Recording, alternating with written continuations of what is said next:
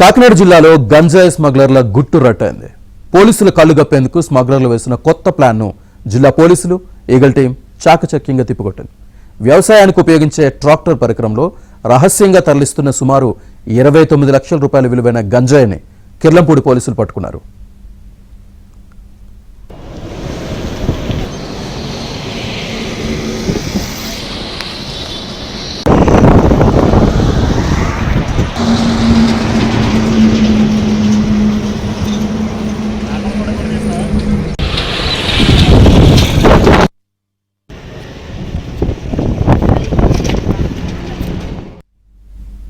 కిర్లంపూడి పోలీసులు eagle team సంయుక్తంగా బూరుగుపూడి గ్రామ శివార్లోని జాతీయ రహదారి 16పై ముమ్మరంగా వాహన తనిఖీలు చేపట్టారు. ఈ తనిఖీల్లో ట్రాక్టర్ అనుమానాస్పదంగా కనిపించింది. దాన్ని ఆపి తనిఖీ చేయగా స్మగ్లర్ల మైండ్ బ్లాంక్ అయ్యే ఐడియా బయటపడింది.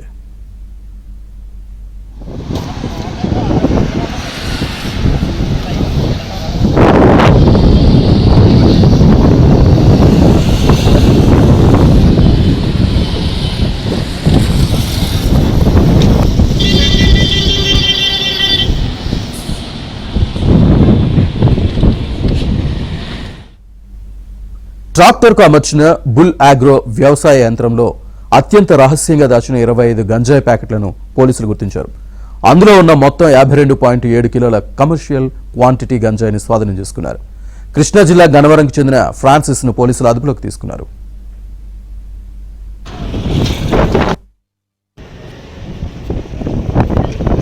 చేస్తూ ఉండగా అనుమానాస్పదంగా ఉన్నటువంటి ఒక వెహికల్ని, అంటే ఒక ట్రాక్టర్, అది